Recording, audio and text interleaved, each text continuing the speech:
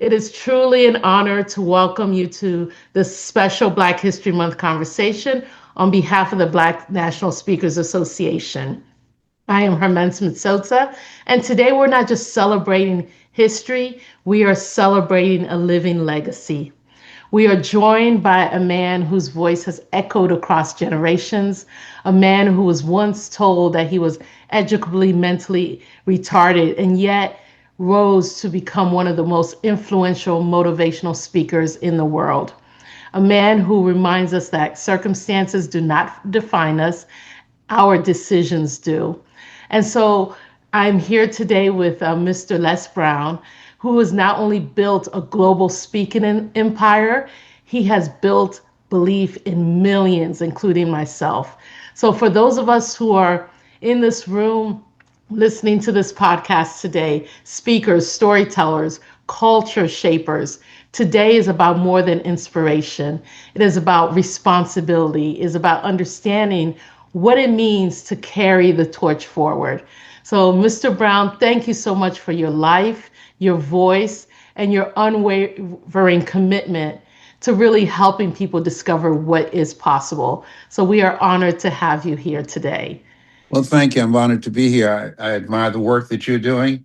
And the organization, I believe, is really something that we need now. We need new voices. Jesse Jackson recently made his transition, and there's a tremendous opening for female speakers and for people from all walks of life to Yes. fill the gap, to begin to bring a message of peace, of hope, and love, helping people to turn to each other rather than on each other. Exactly, exactly. And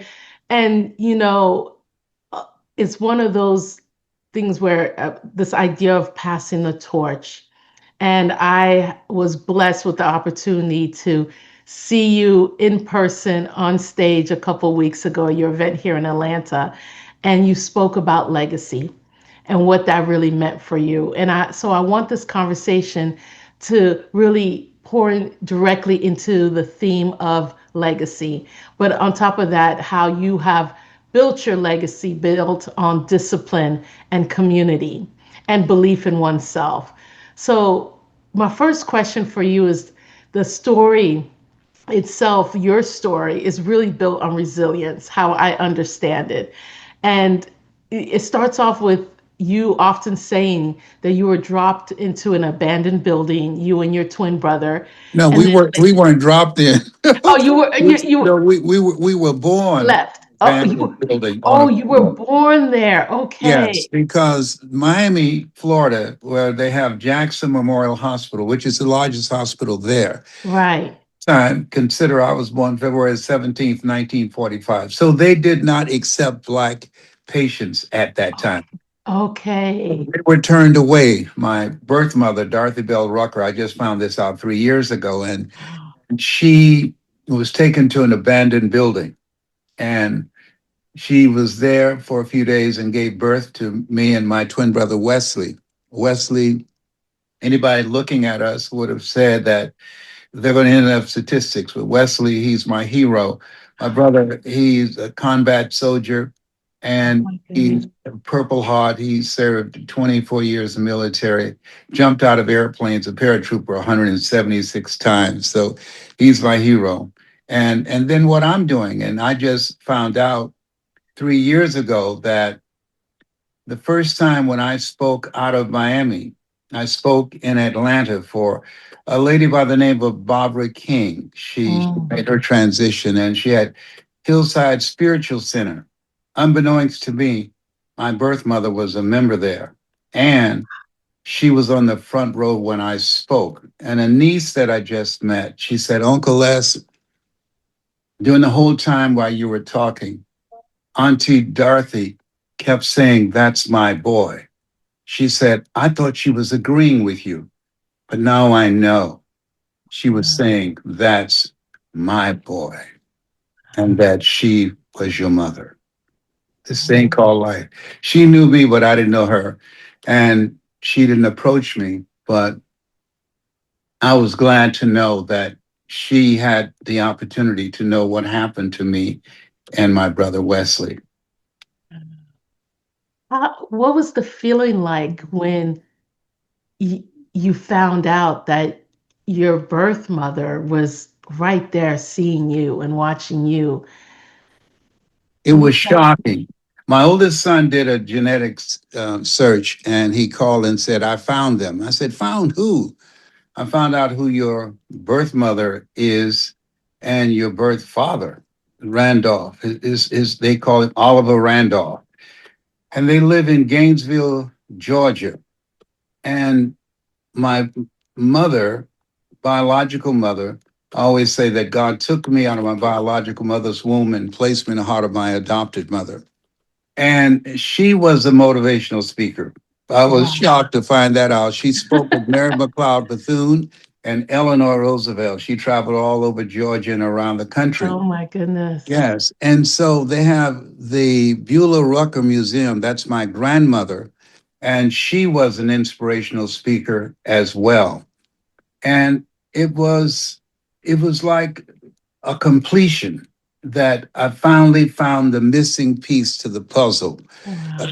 But this thing called life, my grandchildren, they call me Papa, my grandchildren and my great grands. And he said, when we go into the future like you, what is it you want us to remember? If you had to tell us one thing to keep in mind. And I said to them, live your life the way you want to leave your life. Powerful. Yeah, find something that's you. A job is what you get paid for. A calling is what you're made for. In Gainesville, Georgia, I went to a church that my grandmother started, Rutgers Memorial Baptist Church. And in Gainesville, the cemetery is connected to the church for those members.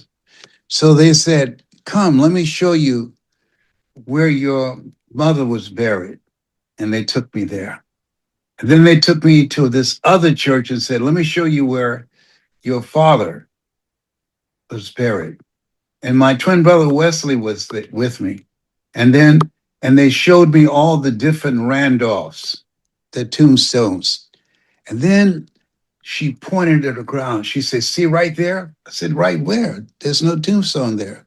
And she bent down and picked up a little stick by the size of a popsicle stick. And it had on there Oliver Randolph. This is where your father was buried. Oh my goodness. And what got me was that when I was at the church, people said afterwards, oh, your mother, she motivated me. She could sing, she could speak, she played the piano, she inspired me to be the person that am now. But I did not hear one story about my father, our father. And I said to my grandchildren and great grands, live a life that will outlive you. Mm, Live a life that's impactful. Determine something that you want to do that resonates with your heart and go all in. Give it everything that you have. And both my mothers did that. Mamie Brown yeah. and Dorothy Bell Rucker. I have this song now. I've got two mothers and I'm not ashamed. I've got two brothers and I love them just the same. How beautiful.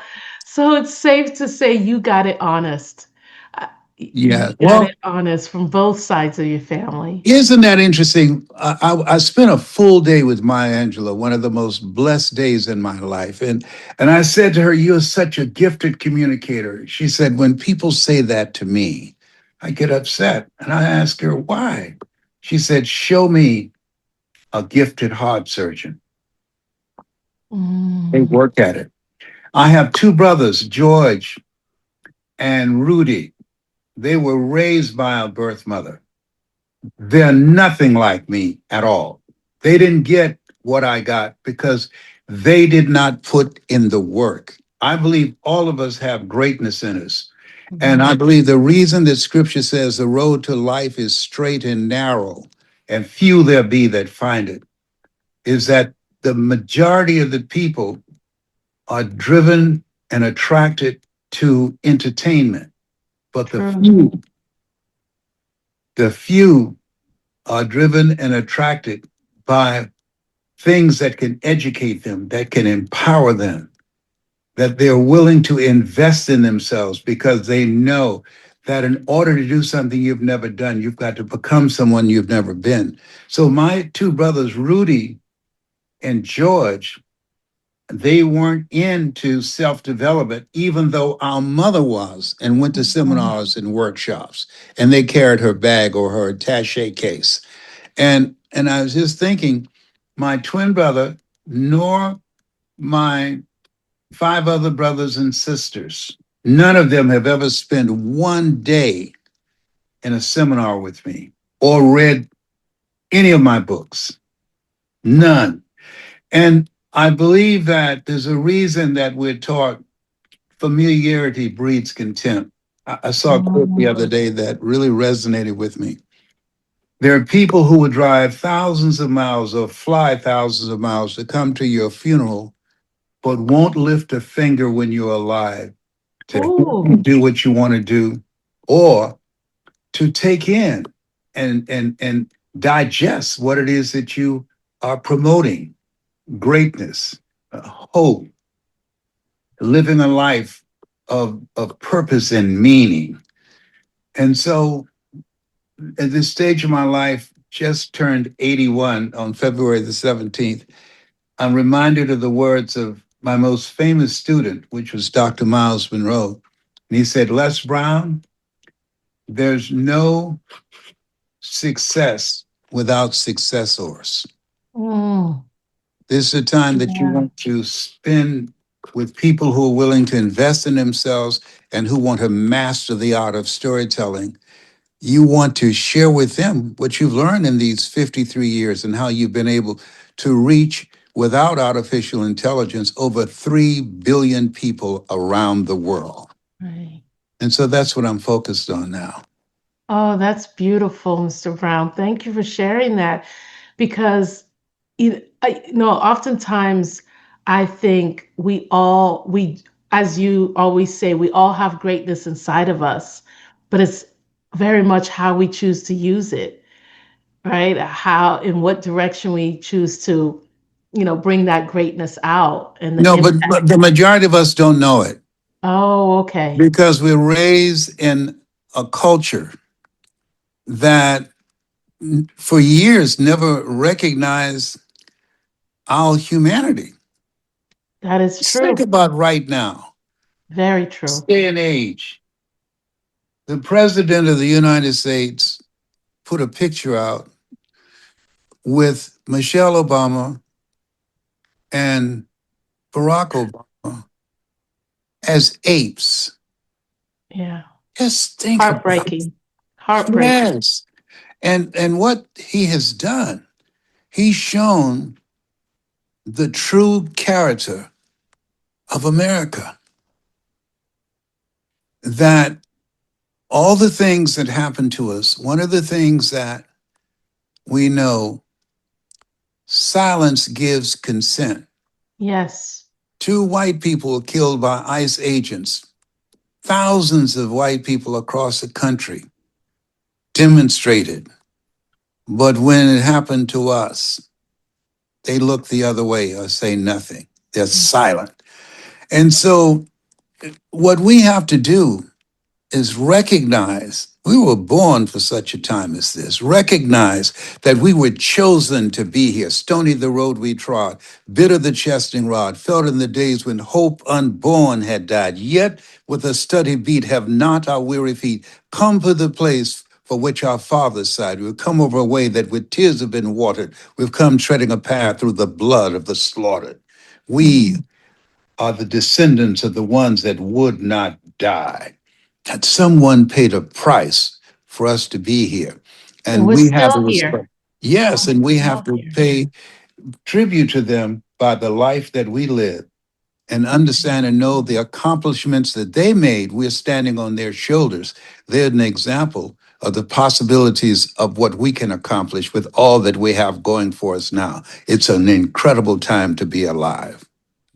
Yeah. But with so much happening, Mr. Brown, with so much self-doubt and a world where we're constantly being asked to compare ourselves to others, and a world that's, although there's a lot of noise, people are still waiting for permission to exercise their voice, to speak.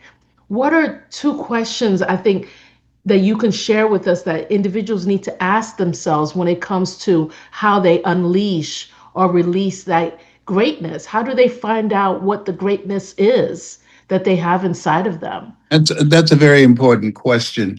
You know, Mark Twain said the two most important days in our lives, the day that we're born and the day we realize why we were born. There are three things that's very important right now. I believe that we need to take the time to engage in self-awareness. Who am I? Why am I here? What do I want? What is it I need to do in order to recreate myself so that I can become the person that I envision for myself? Because you don't get in life what you want, you get in life what you are. Next question, where am I going? Finding something that resonates with our heart. A job is what you get paid for. A calling is what you're made for. A calling is something you love so much that you do it for nothing, but you do it so well that people will pay you to do it. And the next thing is, who's going with me? This is a time that you want to look at your relationships and ask the question, what is this relationship doing to me? Relationships matter.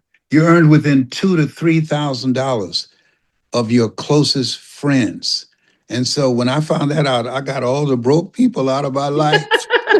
I said, Like, no, I love you, but I can't stay around you. no, because they Yeah. did a study, and this study, they brought someone in who was a low performer with these high ranking sales executives. And the people that sat within 25 feet of them, their performance dropped by 30%. Ooh. So your environment, it matters. Sometimes you have to look at your life and look at your relationship and ask the question, what is this relationship doing to me? If you're around people who don't have goals and dreams, that rubs off on you. They're not driven, they're not looking for finding the meaning for their life and have some passion of living a purpose driven life. It will affect how you see yourself. And so it's very important that we elevate our relationships, that we begin to ask the question, is this really me at this point in time? There's some people come in your life, some for a season, some for a reason, and some for a lifetime. And the ones for a lifetime, that's a very small number.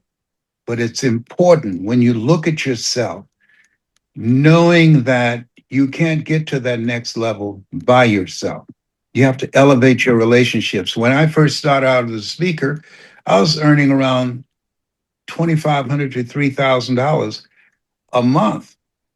But now I get $80,000 an hour. What's the difference? Same person physically, my mindset, my relationships. And so when you change the people that you're around, they did a study, Harvard University, and they asked them, what is it that the 1%ers have in common that 99% of people don't know?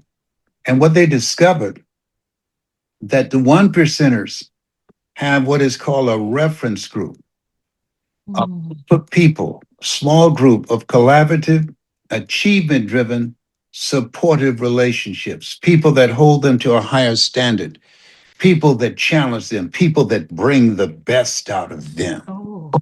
And so we have to begin to look at where we are right now. Three things that's very important. Number one, mental resilience, because we're going through a lot of disruptions now. Number two, leveraging artificial intelligence, having a passion to continue to learn. Robert Schuller say you either expand or you are expendable. And three, surround ourselves with collaborative, achievement driven, supportive relationships that push you, that take you to a place in yourself that you can't go by yourself because you can't see the picture when you're in the frame. Yeah, that is so powerful, Mr. Brown. I feel like those are lessons that I have really learned in this season of my life as an entrepreneur, as a global speaker myself, and even more so with the from the accountability partners that I have.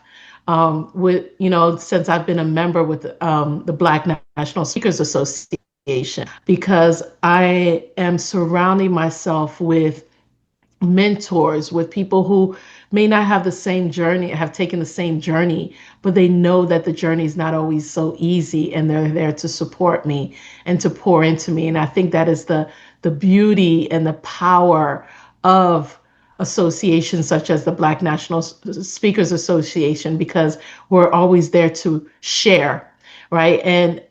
And oftentimes part of that sharing is teaching each other the art of storytelling, because we all have a story to tell. And Mr. Brown, you have mastered the art of storytelling so much that myself and so many other speakers, when we want to really understand what it means, we look to you. We watch your videos over and over. I'd love for you to remind us once again, what's the difference between telling a story and using a story to change and transform lives through narrative? Because you do it so beautifully and so powerfully. I think that we all need to be reminded how to do so and what the difference is. Well, that's a very good question. A lot of people, because most people don't take the time to learn how to tell the story strategically. And the Mm. reason that they don't is because they say, well, I know my story and I know how to tell a story. But there's a difference between conveying a story that provides information, because if information could change people, everybody would be skinning happy. Skinning. Yes. They get the information from Chat GPT or Claude, okay? The key in telling the story is to tell the story strategically so that the audience individually and collectively see themselves in your story, and that in you create an experience. Oliver Wendell Holmes said that once a man or woman's mind has been expanded with an idea, concept, or story, it can never be satisfied to going back to where it was. So Mm. the key is not just telling the story, but strategically orchestrate an experience so that the story that that audience will hear, they see themselves in the story. You take them to a place in themselves that they can't go by themselves, and they become, as Mother Teresa would say, self-persuaded to turn the page and become like a pencil in the hand of God and start writing a new chapter in their lives. Love that. Wow. The art, it's a strategy. Yes, it's a strategy because when you think about it, I want you to keep this in mind: distract, dispute, and inspire. Okay. How Definitely. people live their lives as a result of the story they believe about themselves. And so when I train speakers, I have them ask questions at the top of it because the audience have a conversation going on in their head. Who are you?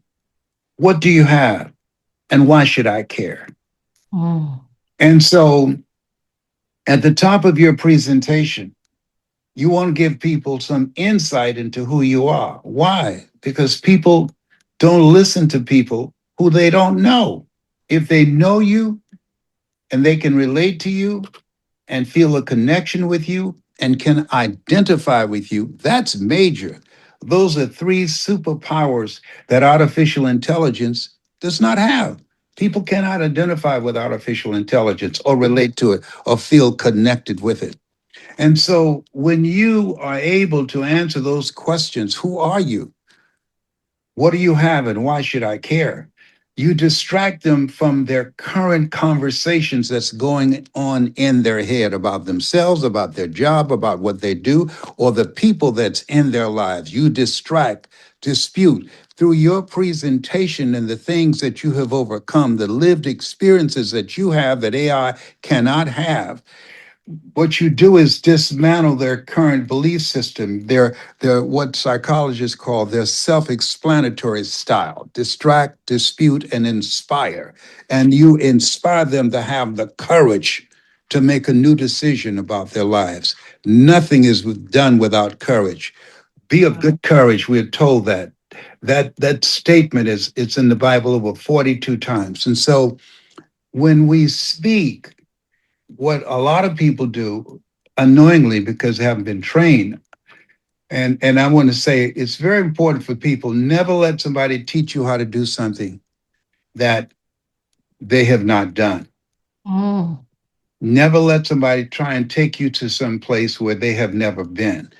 My mentor, Mike Williams, he wrote the book called The Road to Your Best Stuff. I wrote the forward for it. He saw this, Les Brown, before I did.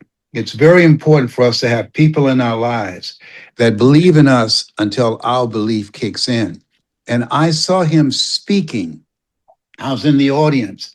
I was on the edge of my seat, just like other members of the audience. And I waited afterwards and said, "Hey, man, I like to speak like you. Can you teach me how to speak like you?" He said, "I'll teach you how to be better than me because I give you what I've got plus what you've got. You're going to go further."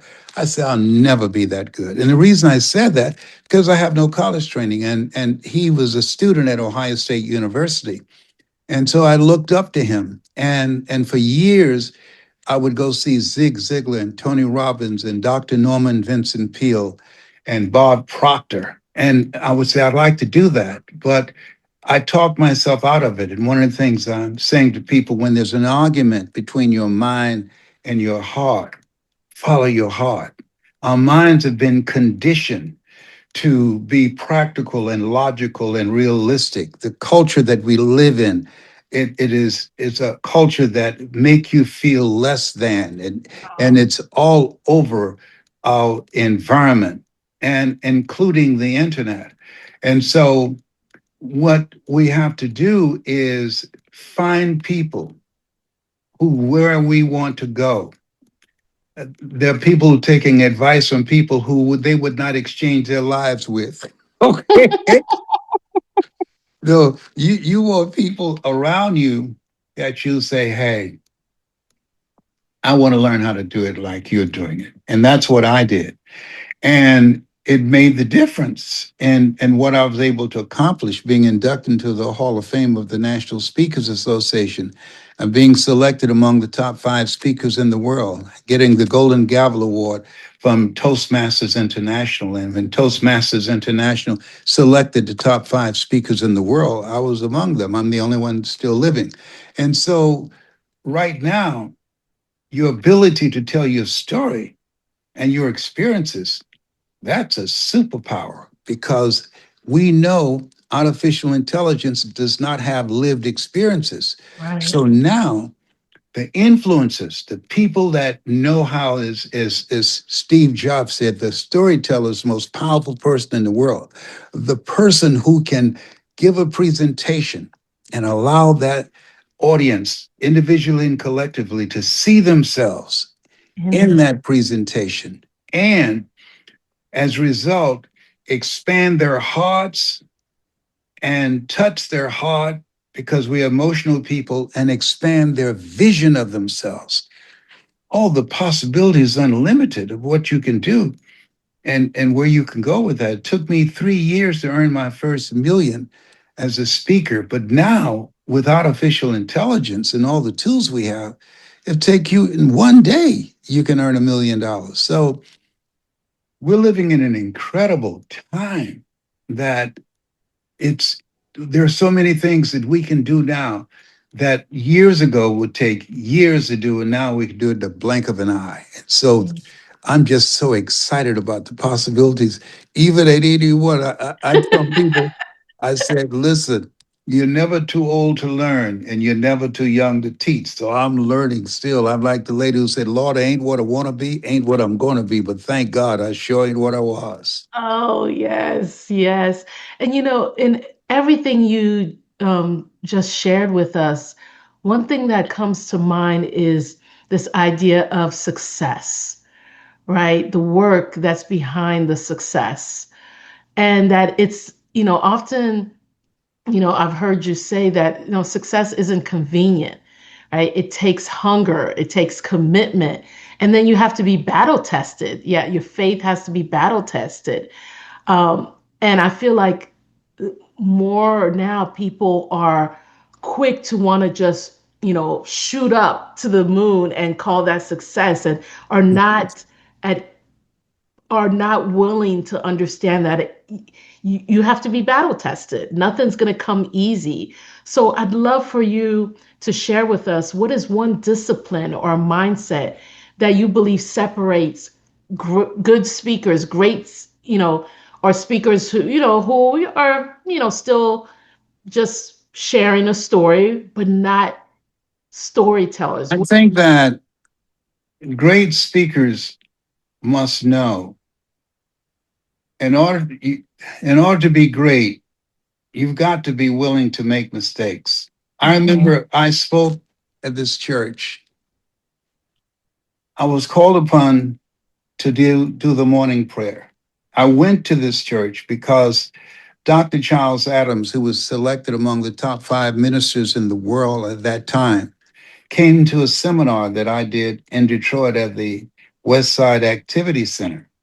So he said to me, I want you to come to my church tomorrow. I really admired him as a speaker. He was an incredible orator. He spoke at Dr. Rosa Parks' funeral, electrifying. I had no idea when he spoke. He was so moved by my training. He said, I was motivated by a young man that's here. I was in his seminar and I want him to do the morning prayer. I want you to experience his voice. I looked at him and people started hunching me. Pastor tell you to come up and do the morning prayer. Now, mind you, the only prayer I've ever known. Now I lay me down to sleep. I pray the Lord my soul to keep. If I die before I wake, I pray the Lord my soul to take. That's the only prayer I have ever known. And when I stood up and looked at the people in there, it's over 3,000 people, standing room only. Largest audience I ever spoke before at that time was 18 people. I looked at them. I closed my eyes. I bowed my head. I said, thank you, Lord, so much for this morning. And I sat down. People still had their heads down, waiting for some more words. And finally, I heard somebody say, the devil had his tongue. I waited after church to talk with him. They said, he's talking with people, he's giving them counseling. I went to the parking lot. I got in my car. I adjusted the mirror. I looked at myself and I beat the dashboard. I said, this will never, ever happen to me again. This will never, ever happen to me again.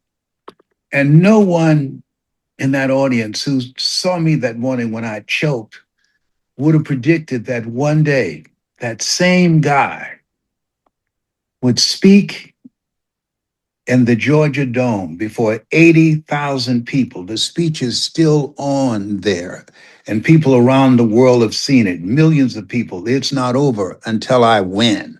No one would have looked at me then and could have projected that this guy will speak in over 80 countries. This guy will speak before over 80,000 people. This guy will produce specials for public television to raise millions of dollars. This guy will speak for AT&T, Procter & Gamble, McDonald's Corporation, General Electric, IBM. This guy, a major corporation, a pharmaceutical company, will pay him $460,000 in 1 month to train 3,500 doctors how to communicate with their patients to reduce the possibility of a heart attack or stroke. This guy. And I'm saying that what we have to do is understand why Paul said, I must die daily, that we must die to who we are now, to give birth to who we are to become, and challenge ourselves to reach outside of our comfort zone and get a mentor, because the comfort zone is where dreams go to die. Mm. Comfort zone is where dreams go to die. Oh my goodness. I believe I'm going to write that out, add it to my board of quotes here. Comfort is the place where dreams go to die. Wow. And so, as someone who has mentored countless speakers of all walks of life, right, what do you believe is the unique role and responsibility that Black speakers have in shaping the culture and the opportunity today, that will allow for our stories to be heard, continue to be heard? You know, I'm glad you asked that question. They need training because just think about this. I have received the highest award from Toastmasters International, the Golden Gavel Award, selected among the top 5 speakers in the world, inducted into the National Speakers Hall of Fame, recognized by the Black National Speakers Association. I get invited to speak to Black organizations, maybe if I'm lucky, 5 to 6 times a year. Oh, wow. Over 89% of my audience are white or other nationalities. Just think about that. Just think about that. Yeah. And so there is no way, if I knew someone like me and I'm starting as a speaker, that I would not make it my business to sit down with them, as I did with Zig Ziglar, as I did with Dr. Norman Vincent Peale, as I did with Bob Proctor. I've shared the stage with all of them. And they go in and tell the promoter, I'm not coming after him, make him last. And I'm saying, just think about this. National Black Speakers Association, they've never come in and say, hey, look, we want you to teach a class on how to tell a story, how to not only just tell the story, but how to listen to the listening, how to orchestrate an experience that will transform the audience individually and collectively. That has never happened. I don't get invited back to Miami, Florida, where I was born in an abandoned building on a floor with my twin brother, or Columbus, Ohio, where I was a radio personality, a community activist, and then a state legislator and elected 3 terms. Doesn't happen.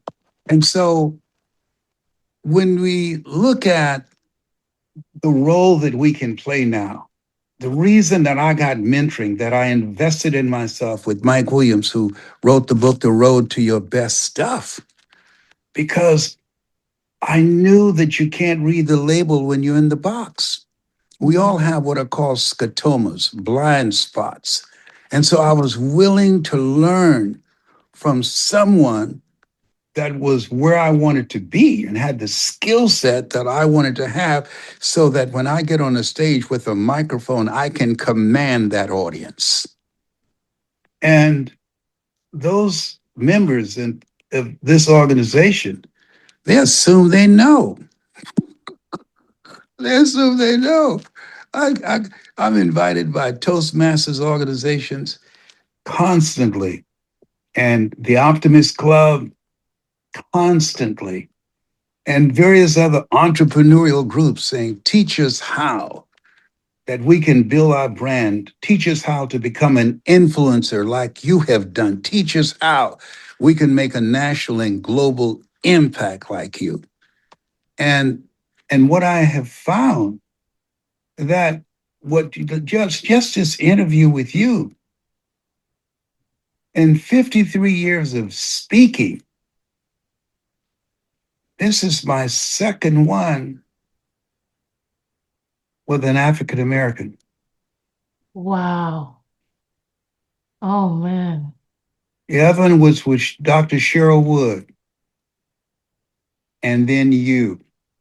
That's it. Just think Wow. about that. You know, black people say they like me because Les Brown, who was married to Gladys Knight, and I wasn't one of the pips. I was the conductor of the midnight train. You know, white people like me to come in because Les Brown, he changed my life. Yeah. Yeah. Well, Mr. Brown, I'm going to go out of my way, and I know Lethea Owens, the president of the Black National Speakers Association, um, I don't think she'll have a problem with me just saying, Don't do that. Don't. Just leave it like it is. It's okay. I'm fine. It's okay. I just look at him and I laugh because to me, all of us can learn. yeah, Never too old to learn, and you're never too young to teach. I'm definitely. still learning. I'm still growing. My oldest daughter, Ona Brown, she's a life coach, and she asked me one day, Dad, can I have a tough conversation with you? I said, yes. A tough conversation is even if you disagree with the conversation's point of view, that you won't get upset. So I Mhm. said, yes. And she asked me, are you coachable? And I'm saying to myself, I know in the hell she talking to me. Why am I coachable? Like That's what she, you ask of us, right? yeah. And like she gonna coach me. So I wanted to ask why you asking. So I said, yes, I'm coachable. She said, well, you've been saying something. I travel with you and I listen to you speaking. And I'd like to give you some advice on how you can fine tune and tweak and be more effective in a statement that you're making in your presentation. Mm. And to myself, you about to make me lose my mind up in here. You about to make me act a fool up Oh, in here, up in here. So I said, yes. And she gave me a very clear demonstration that humbled me. mm. I said, thank you. I said, you're right. She said, you remember, Dad, you say you can't see the picture when you're in the frame. I just thought I need to let you know that. And it took my impact and influence with that speech to a whole new level. And so I think that we should all be open to the possibility that I haven't done my best stuff yet. I The love that. best is yet to come. Best is yet to come. Yes, Simba, you're more than that which you have become, Lion King. Yes, yes. And as you say that, I'm thinking that is how legacy is built Yeah, because you're continuously striving until that yes. last breath. We You continue know, striving. Dr. Howard Thurman, who was one of the most brilliant speakers on the planet, he was a mentor of Dr. Martin Luther King Jr., Albert Schweitzer, and Mahatma Gandhi. He said, there's a voice in each and every one of us, the voice of the genuine. And if you cannot hear it, all of your life, your days will be spent on the ends of strings that somebody else pulls. The voice of the genuine. And most people never get still long enough. To hear. Yes, because the world is so noisy. Attention is the new currency. And so you have to be intentional about getting still. Well, before I speak, I spoke today and I said, more of thee, less of me. That's my affirmation before I speak. Get me out of the way. More of thee, less of me. Use me on this day as a channel, as a bridge to take this audience to the divine nature of who they really are that will help them to begin to unleash the greatness that they have within themselves.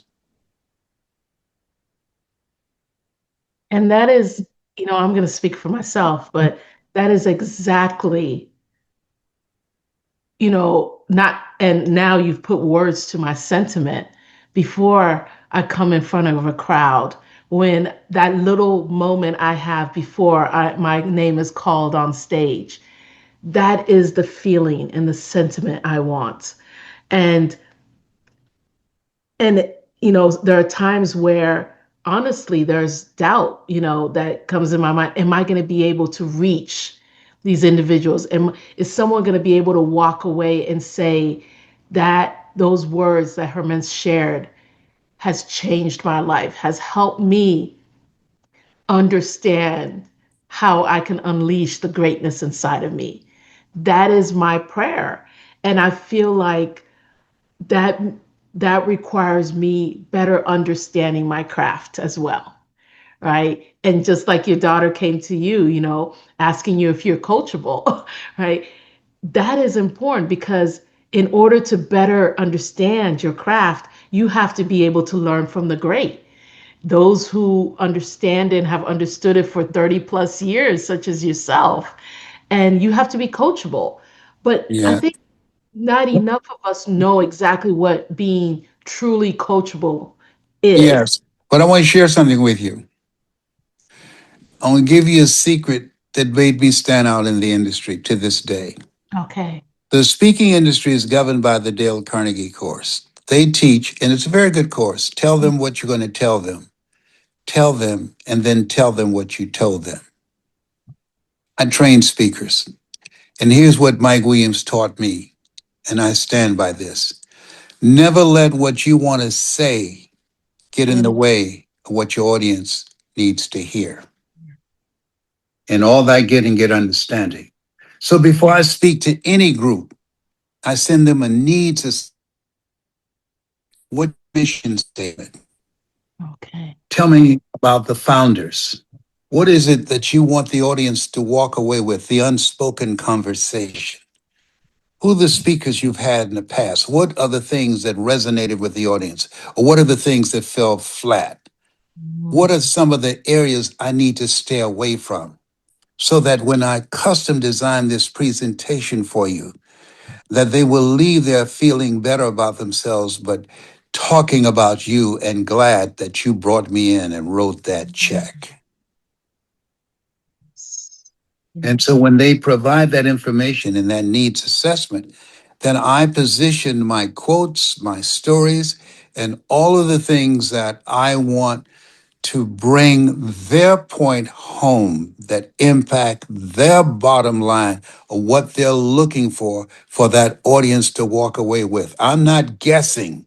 I'm not coming in there regurgitating some speech that I've done all over the place and assume that it's going to be applicable to this audience. Every audience, they have their own story, their own personality, and their audiences inside of each audience. When you do a needs assessment and do research on them and their industry and learn their stories and learn the working language that they use on a regular basis, when you speak, they'll know that you have done your homework.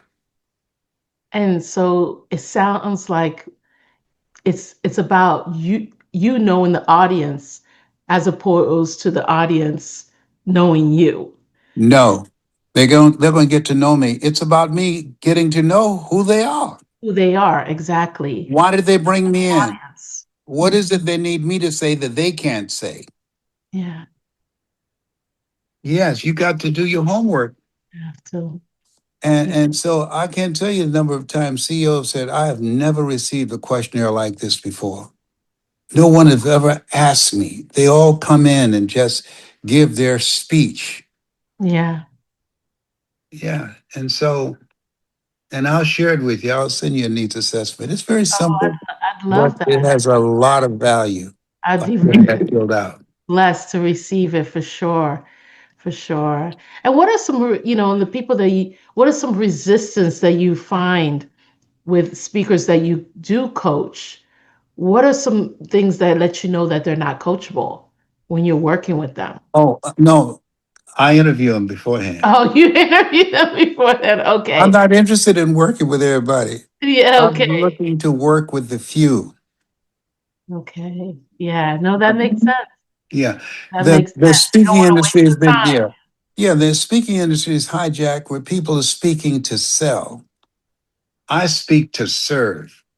And Hmm. I believe that if you impact people, if you transform how they see themselves and give them the courage and the determination and the hunger to live their lives differently, then they will want to bring you back. They will want to buy your products. They will want to invest in themselves, to be in their seminars and the masterminds.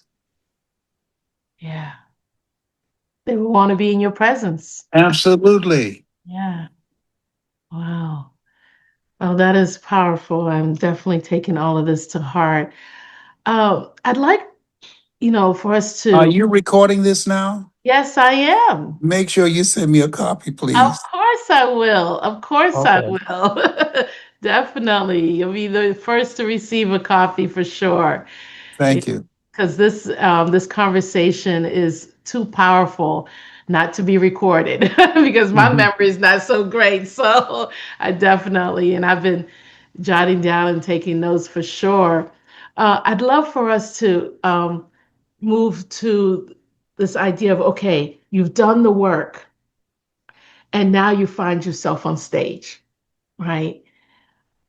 But then what, and you've done what you've been coached to do, you've shared a wonderful story. I mean, the storytelling is exact. People are walking away feeling good, feeling as though they can actually apply everything that you've shared. They know how to unleash their greatness. But then the lights go off. When the stage is then empty and when it's just you and your thoughts, Mr. Brown, what keeps you hungry after all these years? What keeps you moving? Because I saw you in action a couple weeks ago. It was a full day, and the energy you had in the morning is the same energy you had 6, 7, 8, 6 hours later. And I was like, there's no way he's going to be, 81 years old in this upcoming February. So this was, late March. What keeps you hungry even after the lights go off, after the stage is empty, and after you have spent hours just sharing yourself with others? I'm glad you asked that question. The calling. A calling, and this is major what I'm going to say right now. There are people who get coaching on telling their speech and then they want to get paid for it. Dr. King did I Have a Dream over 200 times, and the best version of it was done in Detroit, not at the Washington Monument. Mm. A calling is something that you love so much, you do it for nothing, but you do it so well that people will pay you to do it. I have told the story, You've Got to Be Hungry, how I became a disc jockey in prisons, juvenile detention centers. I've done it in elementary schools. I've done it all over the place, listening to the listening of the audience, what's working, what's not working, trying it in conversations. When I have a quote that I find, there's a quote I use now: don't be the go-to person for people that you can't go to. Testing it in 5 different individual conversations and listening how people respond to that. Some grunt, some say, wow, Just whoa, like I did. My gosh. yes. And so you want to test it. You want to this do it so much because you love it. This is my life. That's why I told my grandchildren, live your life the way you want to leave your life. If I knew this was my going to be my last day on earth, this will still be an interview that I would do because this is the calling on my life. This is why I'm here. And I'm saying to people, find something that you don't need an alarm clock to get up in the morning, something that resonates with your spirit, something that you love so much. The clock goes on and on and on, and you never have a moment of working because this feeds your life and your heart and your soul and your energy. Mm. Gives me life. If I don't speak, I'm not me. People said, what do you do to enjoy yourself? Speak.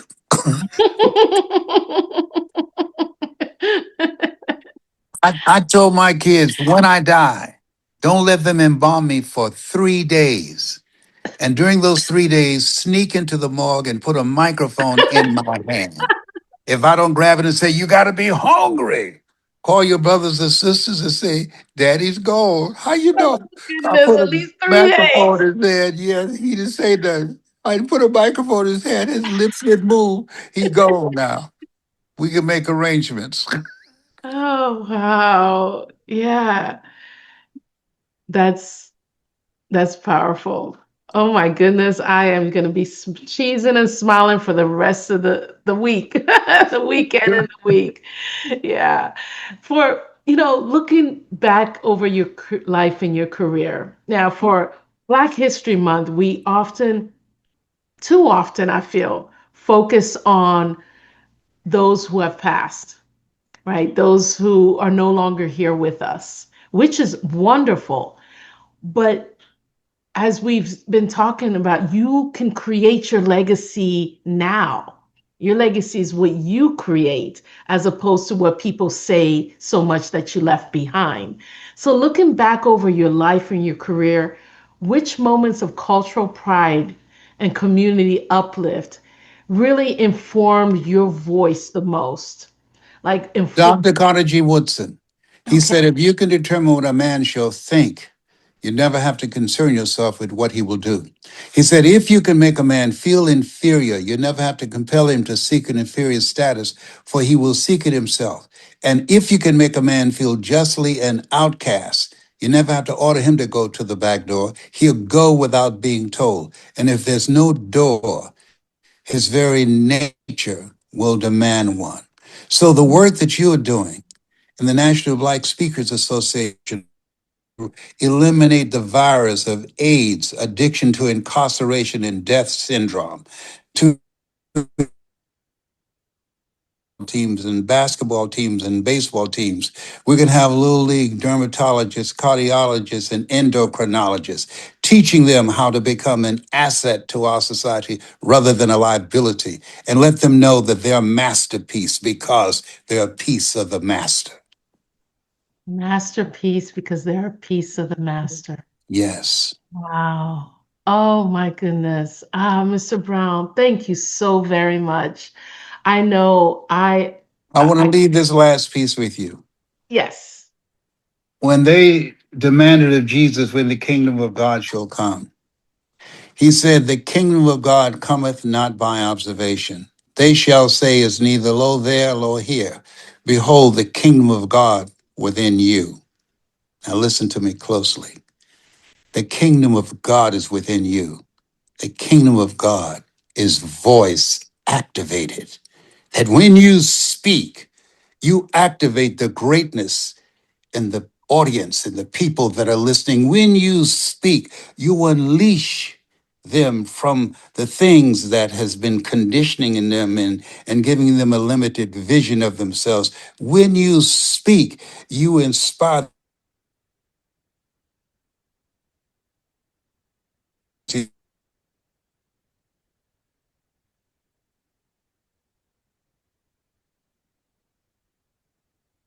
Mr. Brown, think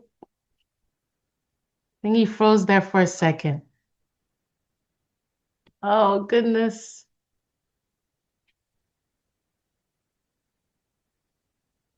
oh, Are you there, Mr. Brown? yeah, Yes. I think there's we're having some audio oh, difficulty. oh,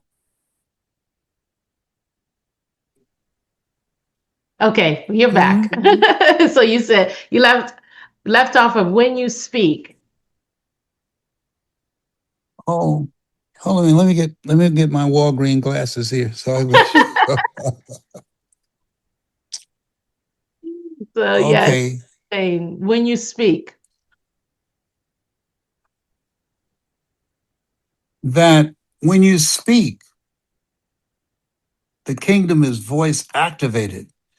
That You inspire people to rob the cemetery of their talents, of their potential, of their genius, of their greatness. When you speak, you give people the power to step on their fear and activate their faith. When you speak, you inspire people to become risk takers, to bet on themselves and know that life does not have any duplicate, to live full and to die empty. When you speak, you transform lives. I had an experience in Nashville, Tennessee. My oldest daughter was with me, and people were buying my book at that time, Live Your Dreams. And a guy was standing there looking at me. And finally, this white gentleman asked me, Mr. Brown? I said, yes. He said, will you hold your hand out, please? And I held my hand out, and he put a bullet in my hand. Oh, He wow. said, anytime that you think that your voice is not reaching anybody, I want you to look at this bullet, put it someplace that you can see it. I went in the woods to take my life. I've gone through a divorce. I lost my job. I went through foreclosure, and I've been told I was a loser all my life. I went in and out of rehab, and I got to a point where I felt that I didn't have anything to live for.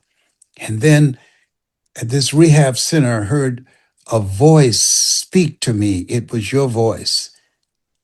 And your voice said, life is God's gift to us, and how we live our lives is our gift to God. And if you are thinking about committing suicide, you're spitting, tuh, you're spitting in the face of God. And with the gun to my head and the trigger cocked, I said to myself, I can't spit in the face of God. And Oh, on that day, I changed my life. We hugged each other. We both cried. My daughter said, oh my God, Dad. I have that bullet to this day. wow. I, I'm speechless. And that's rare for me to not have words, but oh my goodness. Wow. Thank you, Mr. Brown. This has been an amazing conversation. And for everyone who is watching and listening to this wonderful conversation I'm having with Mr. Les Brown, I want you to, remember that speaking is not just about applause. It's really an assignment, right? It is an opportunity to change lives, an opportunity to uplift, an opportunity to share stories that will touch people right here and allow them to unleash the greatness inside of them so that they too can inspire and motivate others to do the same. And so this conversation really is is short of us, I wouldn't say a sermon because usually, sermon, you walk out, but I feel like this is the conversation we need in this time. You talked about the noise, right? We find ourselves in our society. Between the politics and social media, and now not knowing if AI is for us or against us, some of us thinking they might replace us, and the how often, too often, we find ourselves voiceless but speaking loudly, right? And so I really want all of us to remember that what Mr. Brown, the wisdom that Mr. Brown has just shared with us, are also tools, right? They're also bridges, and they are ways that you can really even heal yourself to a certain degree, I would say, in order to be the person that you envision and create the impact that you choose to create and create that legacy. So, to everyone watching, especially our fellow global members with the Black National Speakers Association, let this not just be a moment of inspiration, right? Let this be activation. I think, and I know for myself, Mr. Les Brown has given us an assignment. And I want us to remember that it's not just about having greatness inside of you, it's about knowing how to unleash it inside of you and unleash it inside of others. So, like the legendary speaker, Mr. Les Brown's grandmother, Buller Rucker, I believe, Buller Rucker, you said her Beulah Rucker. Bueller Rucker, who herself was a motivational speaker, was an educator. I watched the video that you have on YouTube that speaks about your experience actually going and seeing the the statue, her statue, and learning more about who she was and how she started a school and taught herself how to read. Am I correct? She taught herself how to read I was, because, yes, right? Yeah, because she too was hungry to learn, right? She yes, too knew that she needed her voice to be heard and that her ancestors, our ancestors, fought for the right for us to be heard, to speak. And so, as we celebrate historical figures, change makers, and mentors who fought for the right for all of us to be heard. It is strongly, I believe, it is our responsibility to speak with excellence, preparation, discipline, and purpose as we carry the torch and really create a legacy just as beautiful and inspiring as Mr. Les Brown. So thank you all very much. And on behalf of the Black National Speakers Association, thank you so much, Mr. Les Brown, for showing us what hunger looks like, what faith sounds like, and what legacy looks like while you're still alive, right? While you still have the time to change people's lives. And to everyone really watching and listening, remember, you don't have to be great to get started. But as Mr. Les Brown says, but you have to get started to be great. So thank you all very much. Mr. Les Brown, is there any closing words that you'd like to share? yes. Jim Rohn said this: when the end comes for you, let it find you conquering a new mountain, not sliding down an old one. Wow. And with that, everyone, let's go build a legacy that we are all proud of. Thank you all very much. Again, I am Hermence Mitsotsa with our amazing guest, Mr. Les Brown. And remember, I am who I am because we all are. And together we will be the best versions of ourselves. Thank you and have a pleasant day. Thank you. Bye for now. Bye bye. Bye bye.